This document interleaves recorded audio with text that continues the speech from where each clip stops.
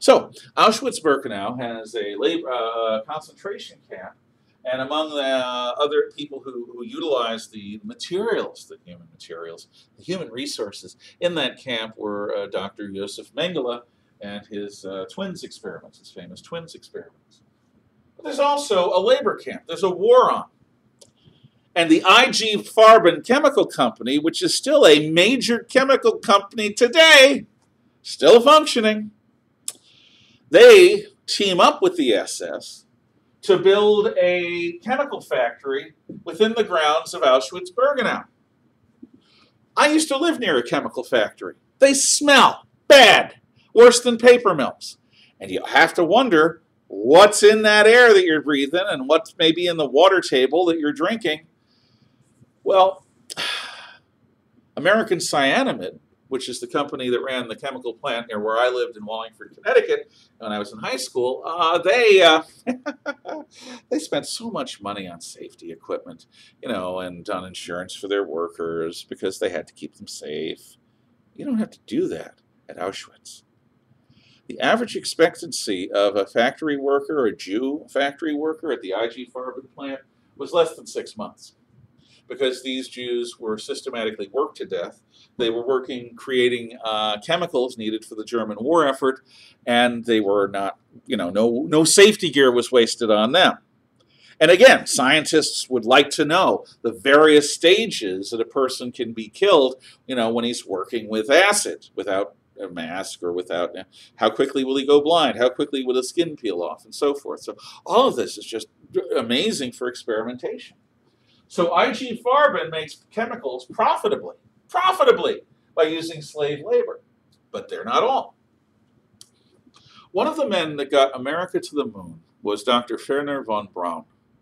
Wernher von Braun was the leader of the German rocket program.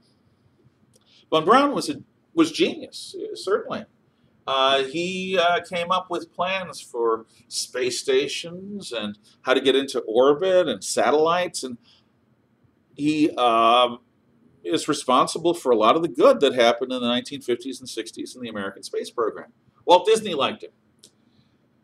But von Braun was the head of a program that built the German V-2 rocket, the world's first functioning ballistic missile.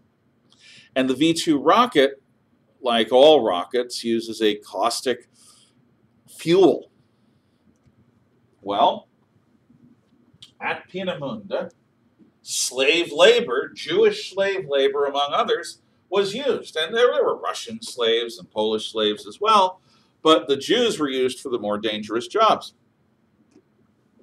There was a mountain tunnel hollowed out in the mountains between former Czechoslovakia and Germany called the Dora Mittelbau.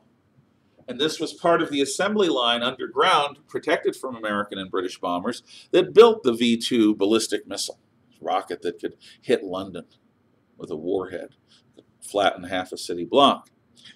And Jews were used there to build these rockets. And again, the average life expectancy was less than 6 months, because anyone with anything like a weak heart would die fairly quickly, because you're worked 14, 16 hours a day, and then you're allowed to sleep, and you're intentionally fed like 2/3 of the calories that a human being needs to just keep going.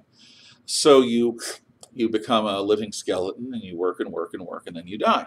And of course, you're doing extremely dangerous work with extremely dangerous chemicals. And for all the good he did to the United States, von Braun was personally involved, not in running the slaves, but in running a program that used the slaves. I think had von Braun wanted to not use the slaves, it would have been difficult for him to say no. I think it would have been out of character. Nazi scientists saying no to using slave labor. Come on, that's crazy. But whether or not he could have done any good by not using them, there's no indication that I found that Wernher von Braun did in fact try to mitigate the terrible conditions that the slaves lived under, or tried to stop using slave labor. So labor was certainly one of the things that these camps produced. And Auschwitz, again, had a concentration camp and a labor camp, but it did it all. Because Auschwitz was the biggest death camp of them all. I mean, Treblinka, just a specialized death camp, nothing else. Auschwitz had all of this stuff. And they had biggest shower facilities, and they had an entire system, and it's very similar to what we use with cattle when we're about to kill them for their beef or for their leather or both. You keep them calm, and you keep them upwind of the slaughter area, and you keep them distracted until the time when you zap them and electrocute the cow, and then bring them in and have the cow sliced up and made into nice steak, which I love to eat. Tasty, tasty. But like all meat, it comes from living things. Actually, you vegetarians, you're eating living things too. The question is, do you think plants are worthless or not? Because if you don't think plants are worthless, you're eating a worthwhile life form in order to stay alive. Just saying. Just saying. If you're going to criticize meat eaters, you're eating something alive too. You're a vampire just like the rest of us. In any event, Auschwitz kills people on a scale that Treblinka never even gets close to. Maybe 2 dozen people are killed in every gassing in the Treblinka death chamber, but Auschwitz, you can have hundreds of people. They go in, they go down this ramp. The men and the women are separate. They strip down, they put their stuff where they're told, and they go into a shower room that is larger than any room on the Charter Academy campus, larger than the high school MPR, and then the doors are shut, the gas comes in, and by the time anyone else goes in, all the Jews are dead. Now, as the Russians approach from the east, the Germans suddenly realize that there may be an accounting. So they start digging up some of the bones that they've buried of the Jews in mass graves, and they try to burn them or break them up or hide what they're doing.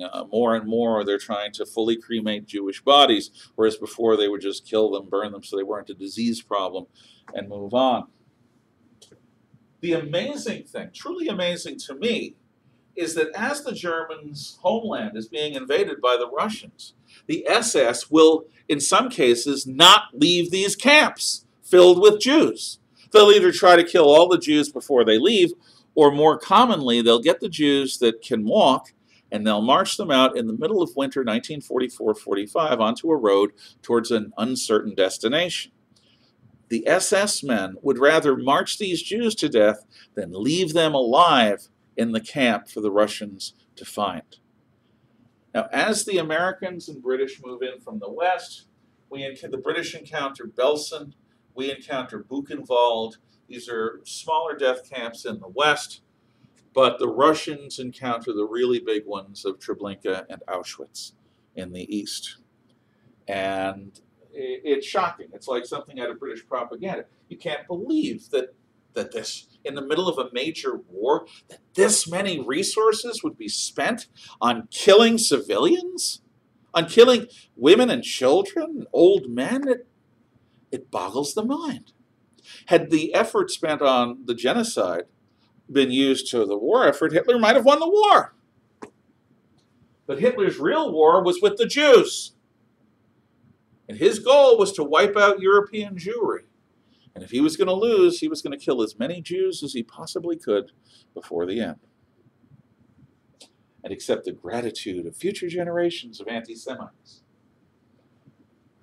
I hope that I will be able to get you intact the testimony of Abraham Bamba, the barber, one of the barbers of Treblinka. It is amazing. Ashes is what is in our mouths after the war. As people see, there were times when American troops, my grandfather knew a guy, and he survived. I knew a woman who was at Treblinka and then sent to Auschwitz. She was the only member of her family to survive. She worked in the library at Bates College when I was a college student. I spent a summer cataloging books in the history section with her. Amazing woman. She wrote a book, These I Do Remember, by Gerda Haas. She and her sister were the only people to survive out of her entire extended family. A friend of my grandfather was liberated by American troops, and what he saw was the American troops in their horror at what they saw. They saw these skeletons, and then they started moving, they smelled, and they started talking. Human skin becomes almost translucent when it's starved enough. And these living things just wanted to touch the GIs to prove that they were real. And of course, what a decent person does is they feed them. See somebody starving, you feed them.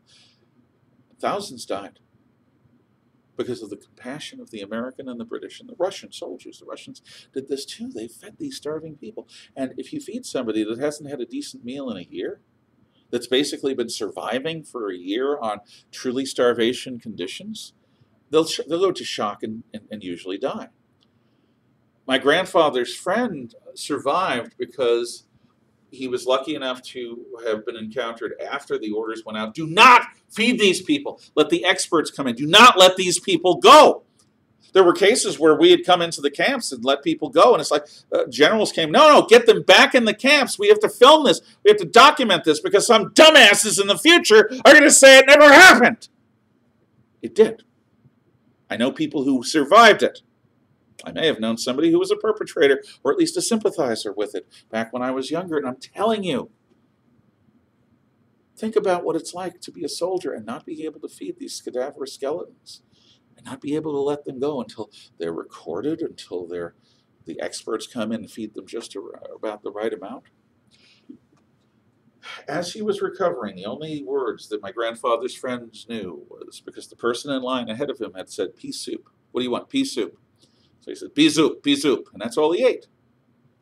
And because it was soup, because it was less hearty than a piece of meat or something, or a potato, he was able to slowly build back his strength and recover. The liberation of these camps was a true horror show. Unbelievable. And again, you've got children.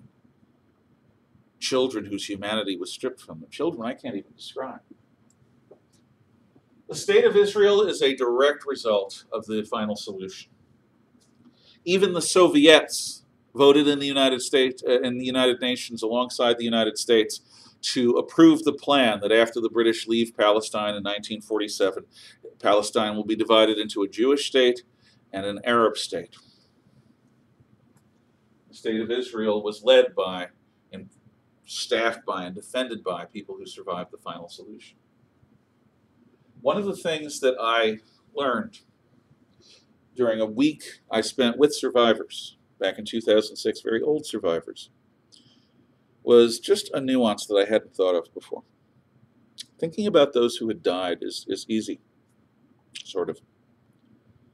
But think about what they could have been. All of the painters and poets and symphony workers and symphony writers and steel workers, musicians. Could a person have come up with the cure of cancer? Could one of their children or grandchildren?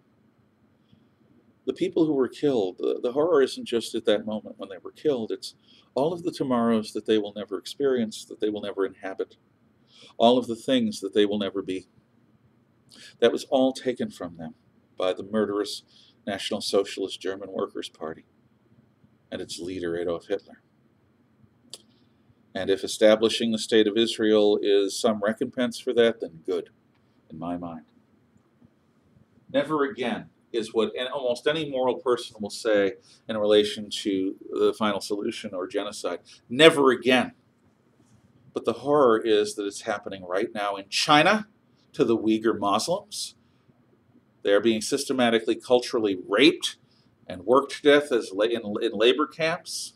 There is mass murder going on in China of entire groups of people, Tibetans, as well as Uyghurs, as well as other ethnic minorities, as well as political prisoners. Some of the exact things that were done by the Germans were done by Stalin and the Soviet Union up through the 1990s. And the Chinese communists took what they did and they improved on it with the help of American tech companies. Never again. There are over 50 massive genocides, 50, since World War II. Never again requires troops. It requires boots on the ground. It requires a willingness to look evil in the eye and fight it. So very often we appease it or we ignore it. But the truth is, never again should mean something.